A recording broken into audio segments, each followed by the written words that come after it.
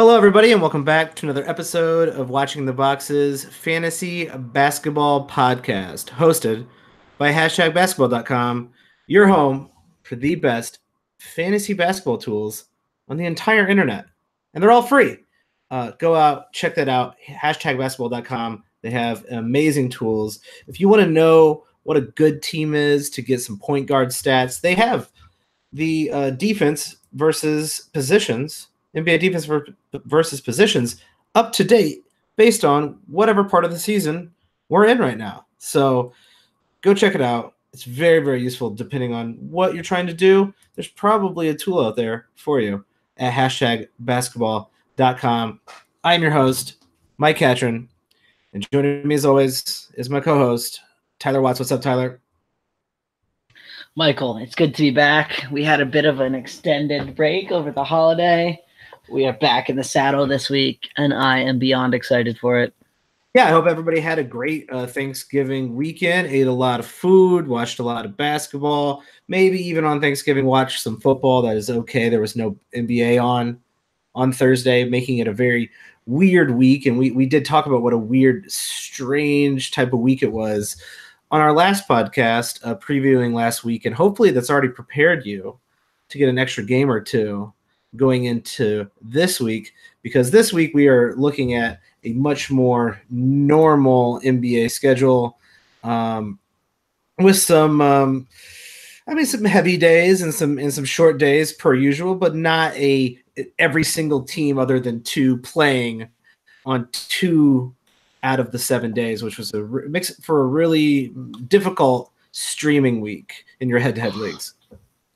Yeah, and I mean, even the days that, there are 2 days that have double-digit games, Wednesday and Friday, again this week, and that one has 10 and the other one has 11 games, so we're not talking about anything crazy. Then the maximum number of games on any other day this week is 7, so there should be 2 days where you're probably not going to be able to stream anybody in your daily changes leagues, but in the other 5, there should definitely be plenty of opportunities to make pickups and get some people.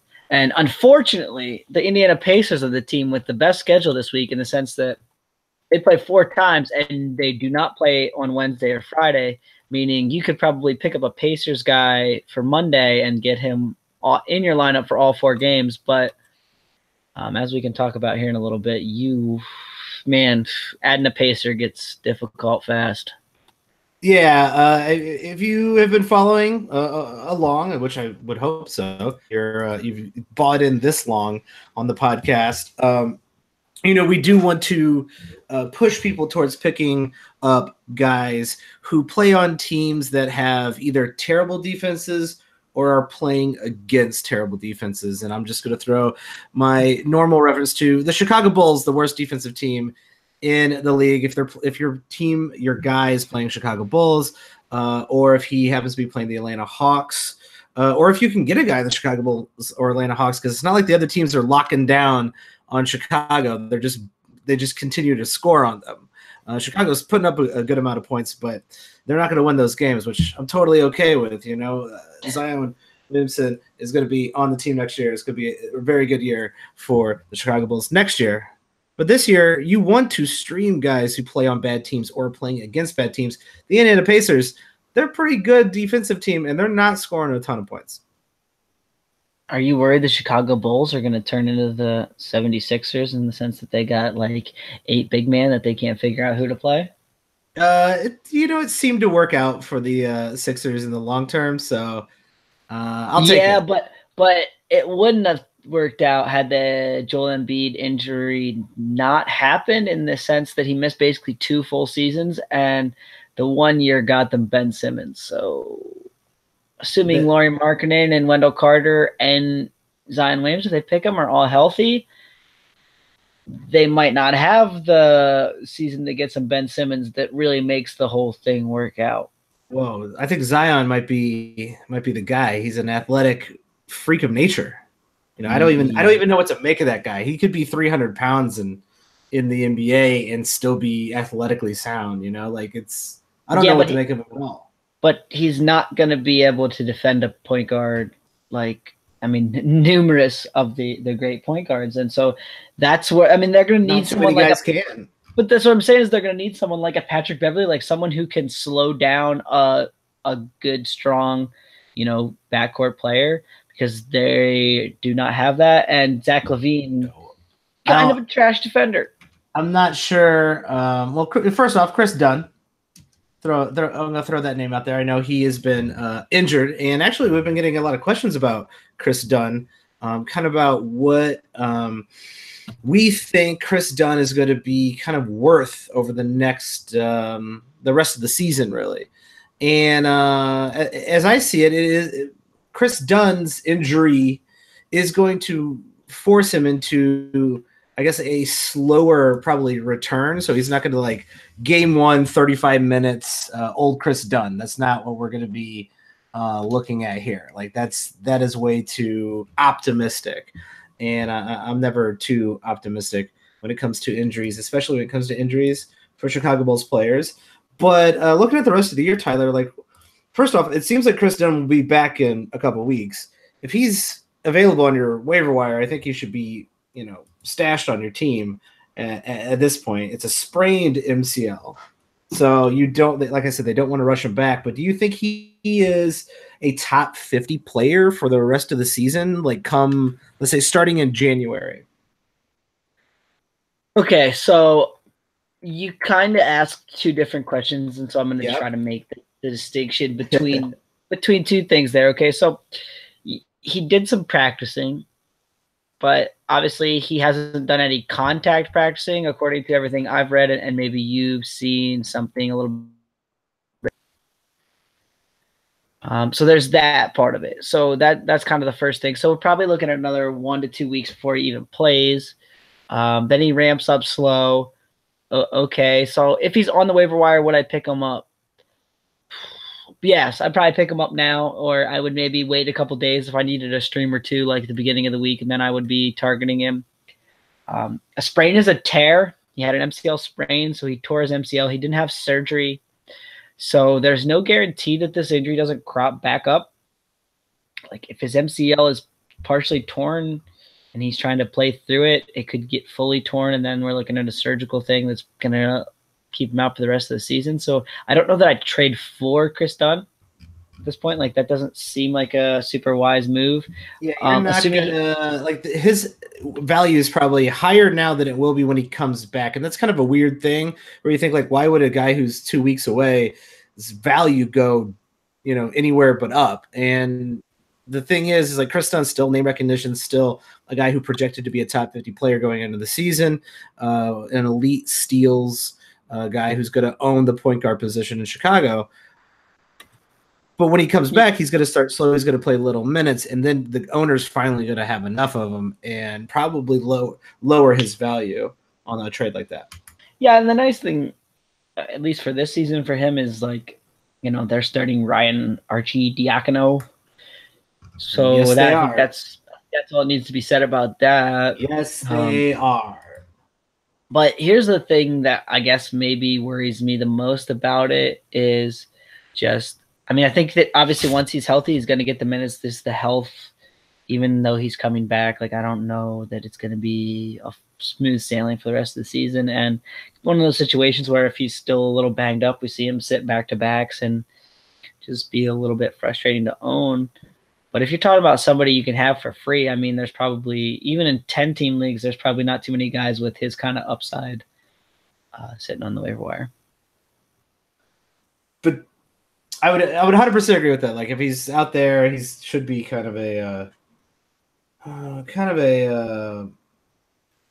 target that you're looking to get on your roster, sit in your the bottom of your bench, maybe take a 1 week off. But like you said, you're a little there's no contact right now.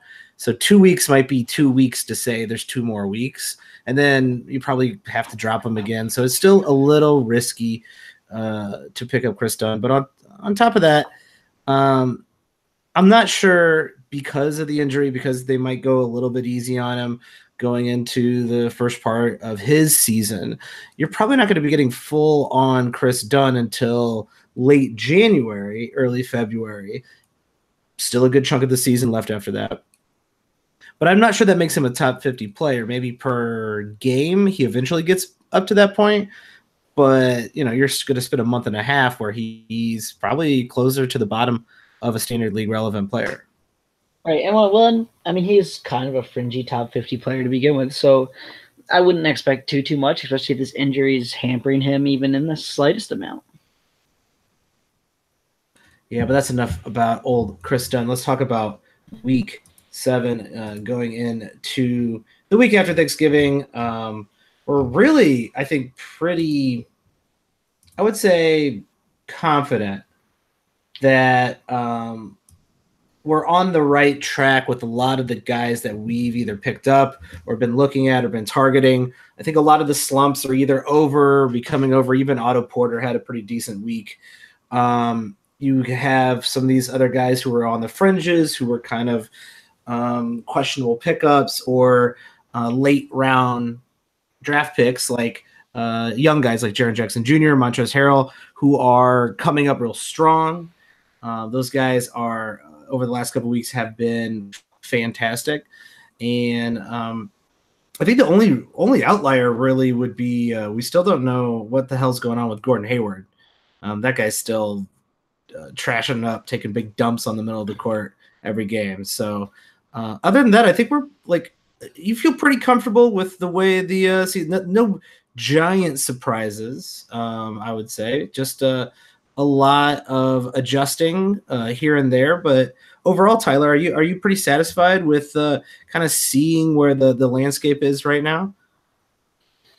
Yeah, and I mean, even Gordon Hayward, like obviously he had the 22-minute game on Friday, and then he missed the game against Dallas with ankle soreness. That was kind of a back-to-back, and the reason for 22 minutes was they killed the Hawks. But I mean, don't look now, but Gordon Hayward's basically played 30 minutes in every game of the 6 games before that. So even Gordon Hayward's kind of rounding into form. He hasn't quite found his shot yet, but that's coming. Like we've seen a bubble up here of like 3 or 4 games where he shot over 50% in this month. And so I think he's slowly finding it. Like, and I think all these guys, it's a similar story. Like, especially the guys who miss a long time with injury, it takes them a while to get back up to speed. And we see the same thing with rookies, right? Like they just haven't played in the NBA in a while, and it takes a minute to get used to, oh my Lord, this guy's moving so fast. He's so big. He's so strong and athletic and tough. And so, I mean, I think, and it's one of the reasons why Shai Gilgeous-Alexander, who's a guy we can talk about, he made the column this week. He's back down to 49% because he had a couple bad games, but I think, things are only going to go up from here. Like, you can't let 2 bad games freak you out too much, in the sense that, right, if you're LeBron James has 2 bad shooting nights, you're going to drop him too. Like, that doesn't make a lot of sense. Yeah, and let's maybe try to have Shai Gilgeous-Alexander and LeBron James not be in the same sentence, but you're 100% correct with the fact that there's no reason to look at a guy that you picked up and say, all right, I have faith in this guy. I think he is going to be a top 75 player. I think he's going to be Jaren Jackson Jr. I think he's going to be a top 50 player. He did have kind of a up and down start. Now he's playing really, really well. I fully expect him to have like at least a bunch of dud games over the next month and a half, simply because, he's a rookie and that's what happens. But also streaks happen. We saw a lot of guys super hot at the beginning of the season, also in huge slumps, and they've all kind of evened out. And that doesn't mean they're not going to go back into a bad slump or get super hot later in the season. If you have a guy like Shai Gilgeous-Alexander available on your waiver wire and he hasn't been playing well, I don't see why you get rid of him just to be your streamer. That's like, there's certain guys who should be streamers on your team. Those are guys with low upside who are good, who are, top 100, 150, like in that range, good. Those are the guys you stream. Shai Gilgeous-Alexander might be playing at a low level but don't let a handful of games confuse you, because his potential is a lot higher. And I choose to kind of keep those guys around on my team. Maybe sometimes a little too long, but to me, it's worth the risk, because you can end up getting a guy who's, a top 50 player who actually changes the outcome of your entire season. Well, and you mentioned those 2 rookies, and I think it's easy for people to get I don't want to say confused maybe, but maybe that's the right word, about these players' value in the sense that like Jaren Jackson Jr. is not a guy who scores a ton of points, and he doesn't really get many assists, and his rebounds even aren't that great. I mean, most of his value is concentrated in those steals and blocks categories with, a good field goal percentage. And, he scores 13 points a game, which is not nothing, but it's not like any huge thing. But people get confused in the sense that like they see a game where he gets a steal and a block and he only scores 8 points and only has like 3 or 4 rebounds, and like, oh man, that was such a trash game. And it's like, he gave you a steal and a block. I mean, he helped you in a lot of ways. And Shai Gilgeous-Alexander's a little bit the same way in the sense that he's a pretty good steals and blocks player. And you guys got to realize that even one steal and one block are big helps to your team in the sense that there's a lot of guys out there that are not getting one steal and one block a game. I mean, there's only a handful of players that are. I mean, it's actually huge to get a steal and a block from a guy who's a guard. Like that block from a guard is somehow, I understand that statistically is not worth more, but the fact that you can start a center and a forward who gets blocks and have a guard who's getting blocks, it means there's one more position on your roster where that is open for guys who can get blocks. It helps you make up more blocks. So I know they're each worth one block. I'm not like trying to do some ninjutsu shady math on everybody out there, but a block from your guard makes a player more worthwhile than that one block from a center. Oh, no doubt. And we talk about winning on the margins. I mean, that's the easiest way to do it. If you're starting a player who gets 0.2 blocks and I'm starting a player who gets 0.9 blocks, that's a big advantage over a 4-game week or over, talking roto and over an 82-game season. Absolutely. I mean, that gets to be a lot. So that's kind of where people miss the boat on that, I think, is they just don't quite understand. And we talk about Shai Gilgeous, he's in 30 minutes a game, which is probably what he's going to play for the rest of the season. He's averaging over a steal and like 0.8 blocks. So yeah, that seems pretty good to me for a guy you can play at point guard. Absolutely. And winning on the margins is exactly what we're trying to help you do going in to week 7. Let's get into it. There are 3 teams, the Nuggets, the Thunder, and the Kings, that only have 2 games. Pretty rough schedule for those guys, and really outside of the superstars on those teams. Kind of hard to, especially when you don't know, like, hey, is Gary Harris healthy? Is he not healthy? Jamal Murray, is he going to have 2 great games, or is he going to have 1 good game, 1 bad game? Kind of hard to start everyone on those 3 teams. Here's what I would say, okay, and then we'll just take someone from my list against Jamal Murray, and this is kind of how this works, and I try to explain this maybe every week a little bit, and I think some people still don't understand, okay? So you're just looking at Jamal Murray's stats for this season, okay, assuming he gets exactly his averages, which I understand that's not how this works, but he's going to relatively average those stats over the season, so that's kind of how I like to look at it. Okay, he's getting 17.5 points a game, okay? So that would be 35 points for the week. Well, you go pick up someone like Cedi Osman and start him over him. Well, Cedi Osman scoring 11.7 points per game, but he's going to play 4 times. So that's obviously over 44 points. Well, you're only getting 35 points from Jamal Murray. So, I mean, and that's just one category, and you can go through the rest of the categories, but you're going to find out that Cedi Osman is actually giving you more raw statistics than Jamal Murray just because he's playing twice as much. Yeah, exactly. And like even like a lower name, so let's just go with another guy on your list, Brian Forbes. Brian Forbes on the Spurs, he is going to play 4 games this week, and he's been averaging almost 13 points a game. Is he doing much of anything else? No, but if that's the kind of, if points is the statistics that you're trying to go for because your matchup this week isn't terribly good at points, maybe they're a middle or a bottom tier type of points producing team. It's a decision like that can swing you your week, even though it's hard to recommend someone start Brian Forbes over Gary Harris, but it's just pure statistics. Well, and here's the other thing too. Like we're looking at assists, right? Because these guys are both point guards.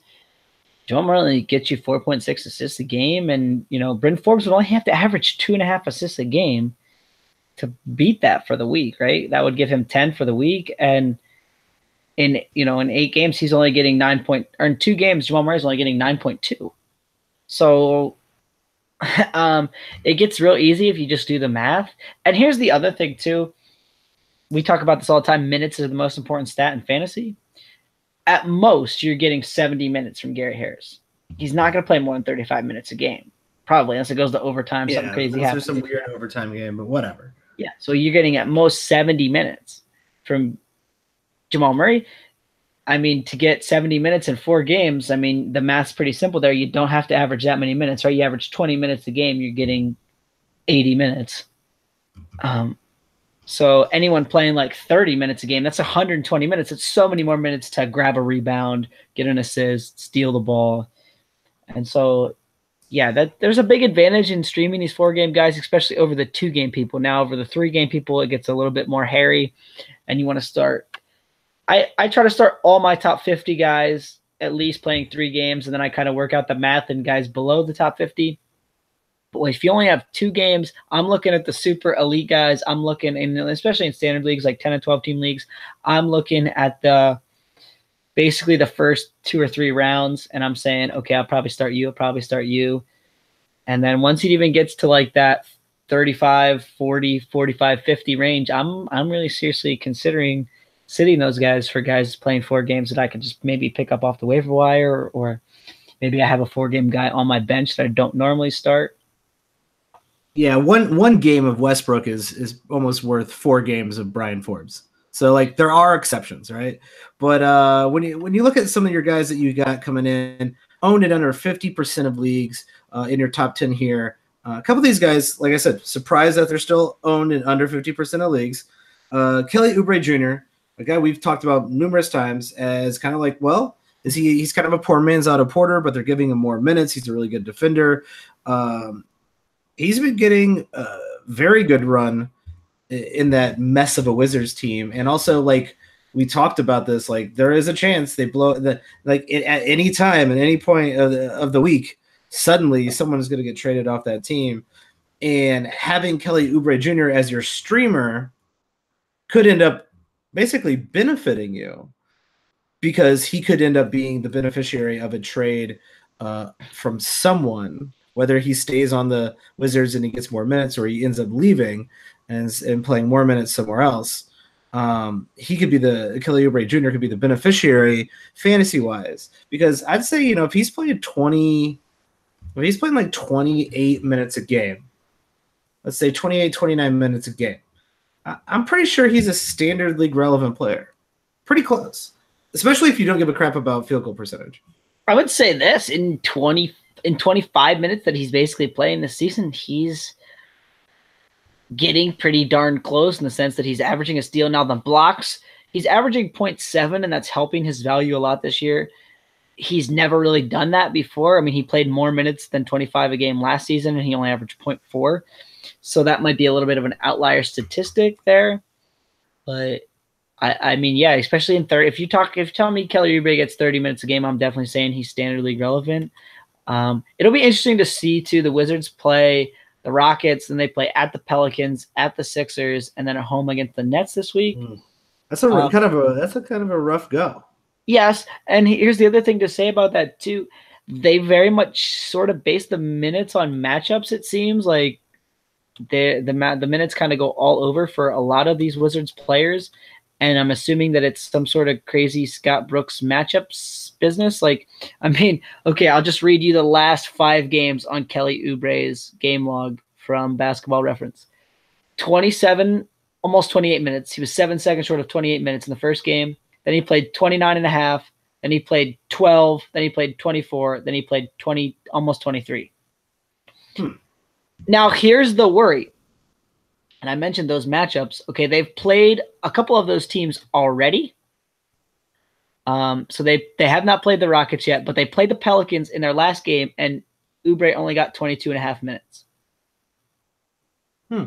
That's They surprising. Like it just doesn't seem like they've figured out they have not played Philly, anything but there. they played Brooklyn too, and he played 28 minutes against Brooklyn. So there's a kind of two. I mean, obviously that's a very small sample size. I understand that, but they kind of seem to be basing it on matchups in the sense that, like, if you read through all of his games this season, and he's played 19 games, the minutes kind of go up and down like that the whole time.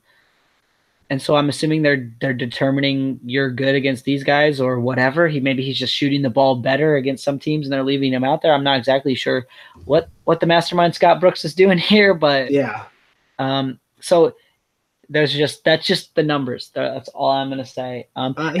He's a guy with 4 games this week that I'm really willing to take the risk on. Yeah, me too. And here's the other thing: he's just a little bit frustrating, and so you gotta have some risk tolerance to start him, because sometimes everything seems right, and then I own this guy in a deeper league, and I'm like, okay, I feel good about you tonight, Kelly. You're gonna have a good game, and then he plays 20 minutes, and you're like, what was that?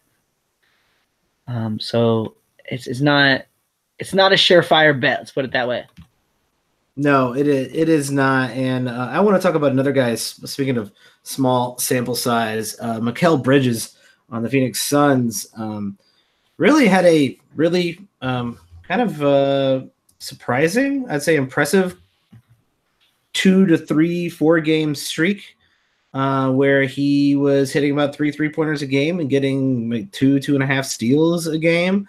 That fell off pretty quickly, but he has gotten 5 starts over the last 6 games, and in those 6 or so games he has been hovering around standard league relevancy, getting you a 3, getting you over a steal a game.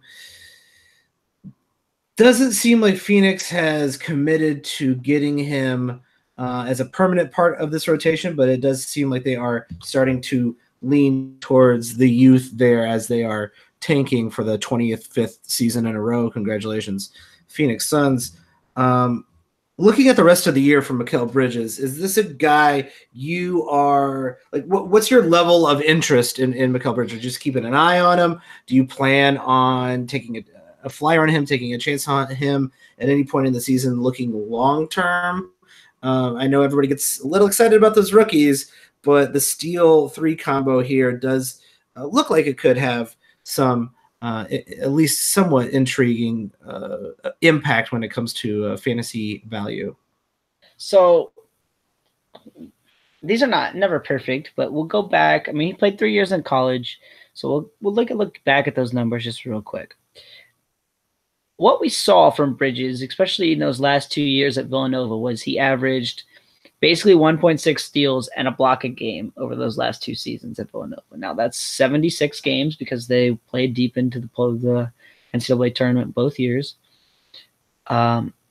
He's shown that he could be a decent rebounder in the NCAA. Now, he never really scored much until his junior season, like his last year. He always shot well from the field and well from the free throw line, though, so those are good for fantasy. So he gave you kind of an intriguing skill set coming in. I think the steals are for real. I think he could be potentially a semi-elite guy in that category, like average 1.5 a game, especially if he gets 30 minutes. And here's the upshot. So over his last 6 games, he played over 25 minutes in 4 of them. He played 23 minutes against Philly, and he played almost 24.5 minutes against Milwaukee. So, I mean, he's obviously getting like 25 minutes a game, at least for right now, in that rotation, and he's past Josh Jackson, which is good. So if the question is how interested am I him for the rest of the season, right now, I mean, he's basically just a steal streamer. Like even 1.2 3-pointers is good, but it's not great.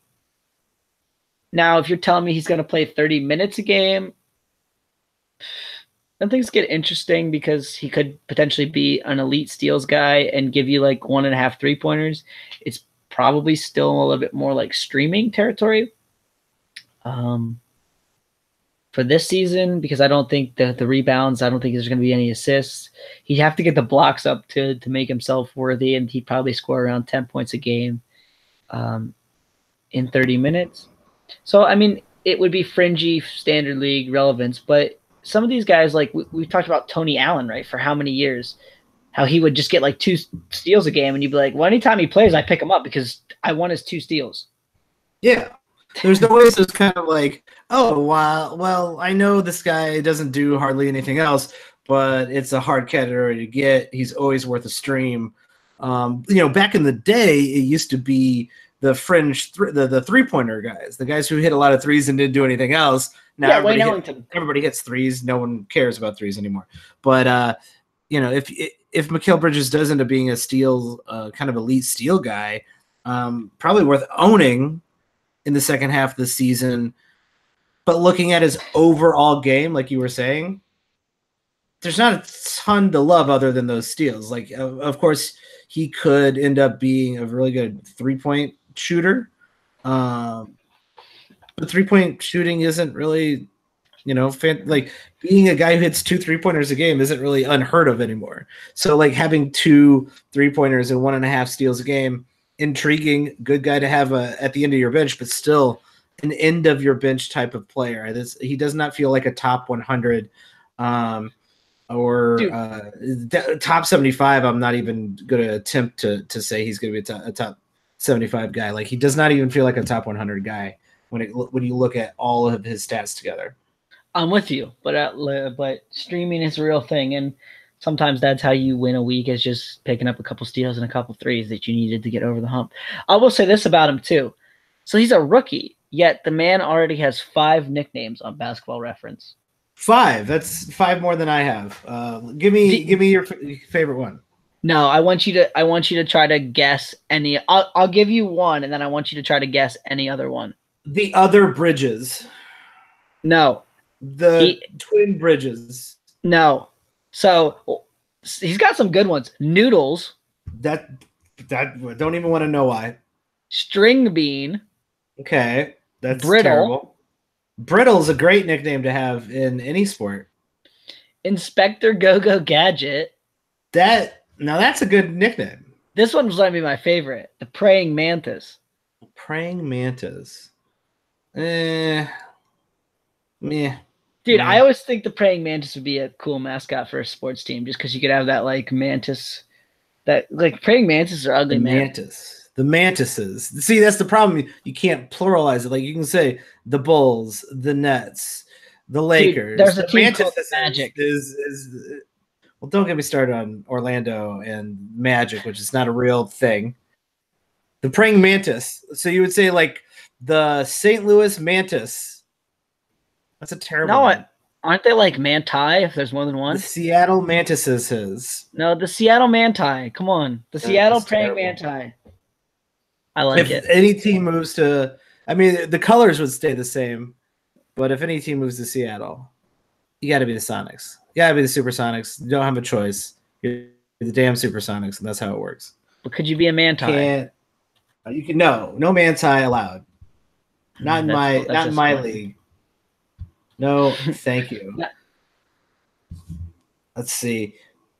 Like you said earlier here, the Pacers, best schedule, considering that they do not play on Wednesday and Friday, which are the big game nights. But really, do you have anyone on the Pacers that you're going to recommend streaming over someone who's as good as Kelly Oubre, Cedi Osman? Tyreke Evans, perhaps. Definitely not for a weekly league, but if you're looking for somebody on Monday and Tuesday, if you're looking for somebody, and here's the nice thing, okay? They play Monday, Tuesday, Thursday. So if you're a person with like a couple streaming spots, you can pick up Corey Joseph, who's averaging 1.5 steals and 3.8 assists per game on the season. Get 3 games out of that. And, not bad. Maybe win those 2 categories. Now, he's really the only one, so you're going to have to win the race to get him. He's only 8% owned, though, so he's probably available in pretty much any league, barring something really, really deep. And that's enough to win you 2 categories, and you know what I mean? And that turns a 4-4 matchup into a 6-2 matchup real fast. Absolutely, and 1.5 steals a game is nothing to ignore. So there is some value there, especially since most leagues allow you to pick up and drop at least 2, 3, 4 players throughout the week. And having this team, having the Indiana Pacers play on those off days, really is going to be a key to you maximizing the amount of games. Well, here's the other reality too. They play Saturday too, so you could literally get all the days. You could get all the days except for Sunday from him. They play 4 in a row basically. They play Monday, Tuesday. Then they play Thursday. Then they play Saturday. So you get all 4. That's absolutely that's very nice. Here's a guy I'm surprised that you are recommending to stream the Thursday Saturday, which is still a good stream. Bielitsa on the Sacramento Kings has been dropped by quite a few people. I know that he has kind of fallen off a little bit to, I guess, he had the incredibly hot start. He's fallen off to probably where he is more likely to be average during the season, but we're still talking about a guy who right now per game, I know he had that hot start, but per game, he is the 73rd ranked player per game. And over the last 2 weeks, he's still in the top 120, even though his minutes have dropped. And he is not terribly in favor there, but he still had a handful of good games. I feel like it's completely worth it. I know Sacramento is only playing 2 games, so like not a guy you want to add if you have a weekly lock type of thing. But if you're looking for the late week stream, I don't know why Bielitsa wouldn't be on not even on your radar, but just on your team later this week.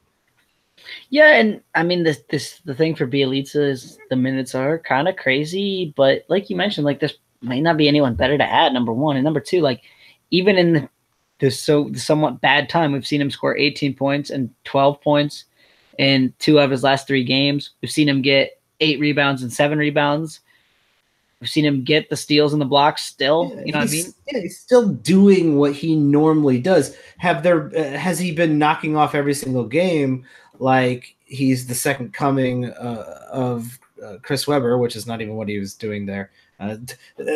Man, I really slandered Chris Webber there. I was reaching for a Sacramento, a former Sacramento King to bestow him on, and I went way too high. With my comparison. The next, Vlade Divac? No. Mitch Richmond. So it was Mitch Richmond. That's a pretty good one. No, he's had some. Bielitsa's had some really trash games. He's like just taken giant dump. Not a Gordon Hayward level dump, but like he's had he had a 1-point game in 19 minutes. That's pretty trash. So here's the strange thing. Now, this is just like looking back at the game logs, so this might not have anything to do with anything, but it's interesting to notice that lately, in the games where he hits his shot, he gets minutes, and in the games where he's not, he's not. It's like it's the Fred Hoiberg thing with Mirotic. Like, oh, you missed your first couple, you're out. Yeah, heaven forbid Mirotic ever play in a proper position on the court and a proper role, and then actually get the leeway to start and play extended minutes. And I wonder what that would look like. I wonder what that would actually look like in a real scenario on a real basketball team with a real coach. Just wonder what that would look like. I don't know. The world may never know. We might never know. Tyler, do you have anything else looking at the week ahead, looking at this week or into week 8 that you want to make sure our listeners are well aware of? So week 8 is another pretty evened up schedule week here, so we don't super have to worry about it. Obviously, in the article, you can find some pickups for those days, Monday and Tuesday, which have 7 and 5 games. Wednesday and Friday, again, both have 10 games, and then Saturday has 9 next week. So we get a little bit more unbalanced, but I would say that's pretty even. And for next week, here's the other thing too. You guys got to remember that getting a player on Sunday that plays then on Monday or Tuesday is a really big advantage, especially if like you're in one of those leagues like Mike mentioned where they only allow 3 or 4 pickups.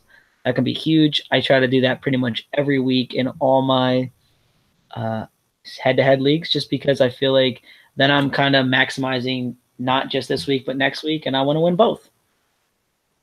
Yeah, it definitely gives you the edge. I often save at least a pickup, like one pickup, to do the extra start for the next week.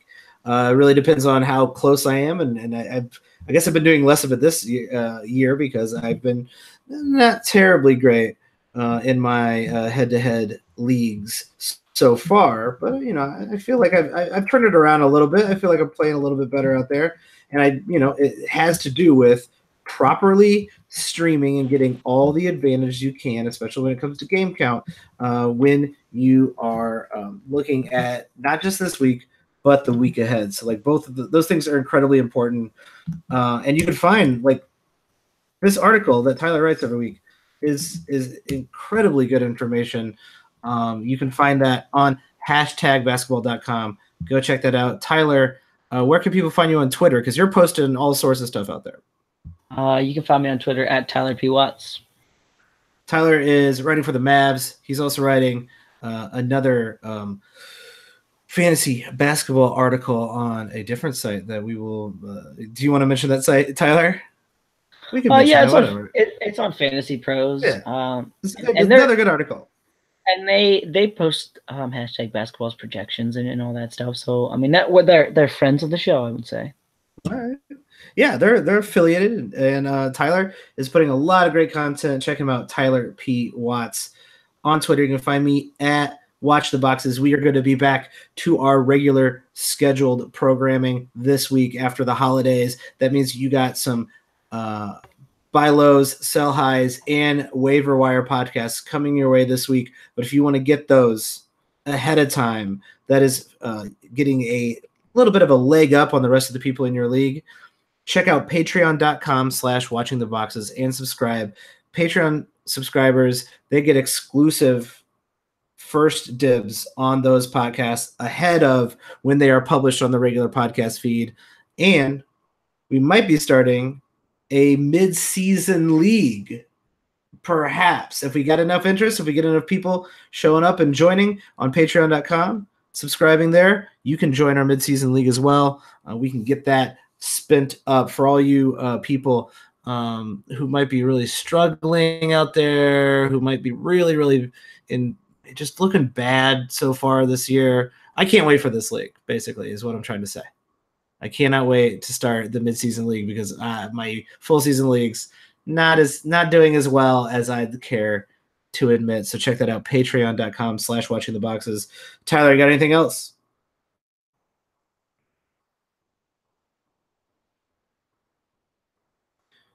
All right, that is it. We will catch you next time.